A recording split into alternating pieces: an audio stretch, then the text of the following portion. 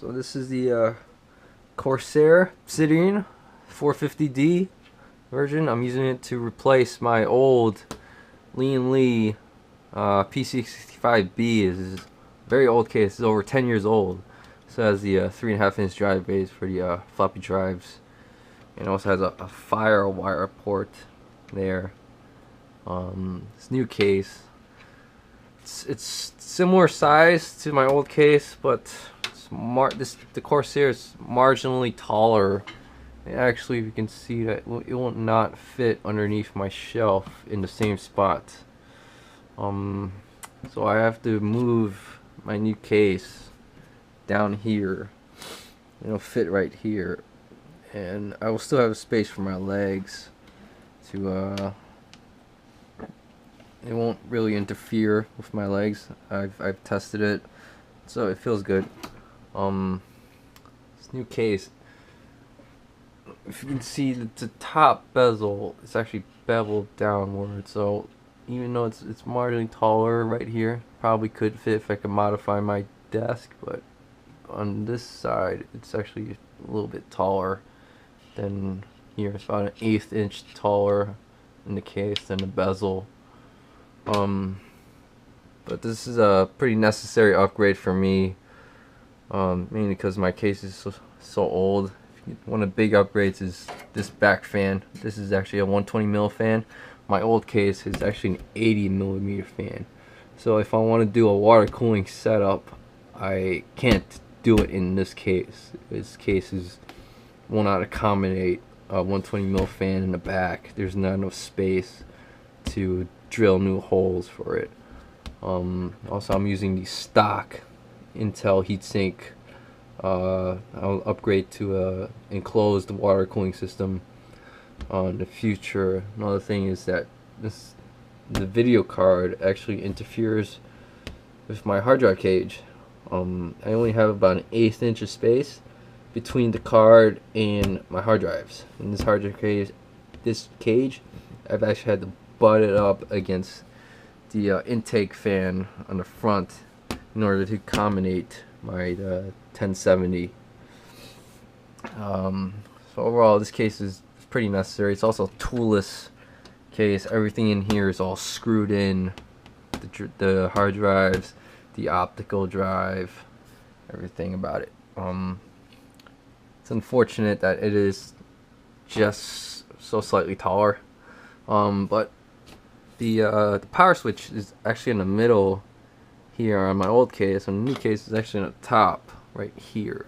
So if I put my case down here, it's actually a little bit better in terms of turning it on and off. And also the headphone mic jack is also on top.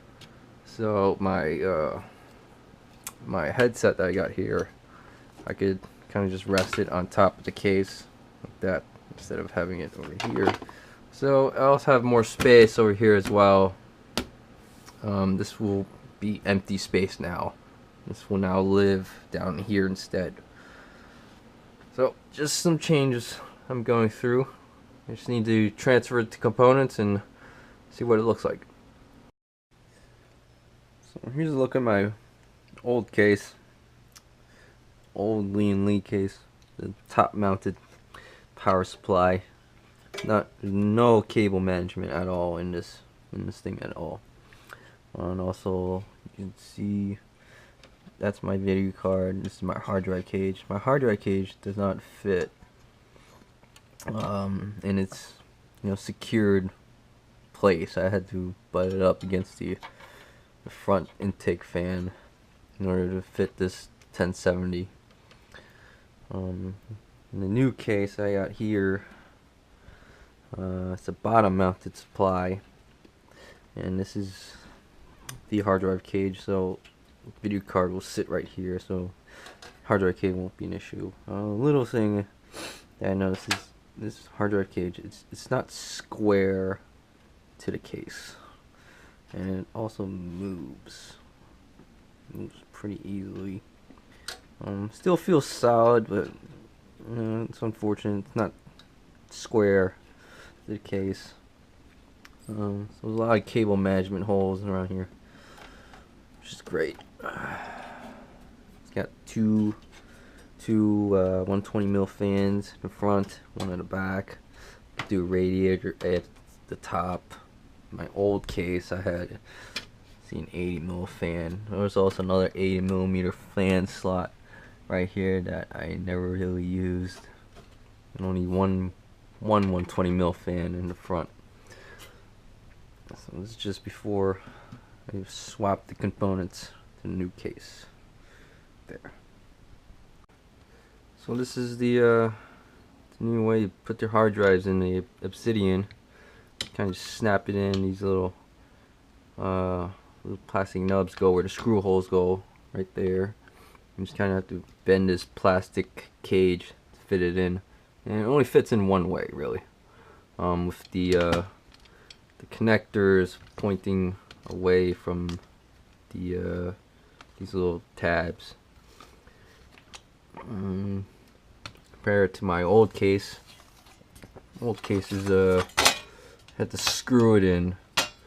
See, I just kind of ad hoc painted this old cage. This was back before the interiors were raw metal instead of painted black.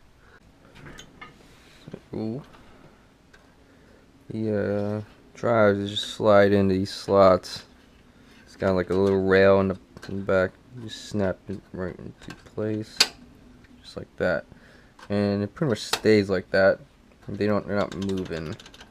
They're not coming out. They're locked in place. Connectors pointing in the back, like back there. It's the only way it goes, so you can hide the cables.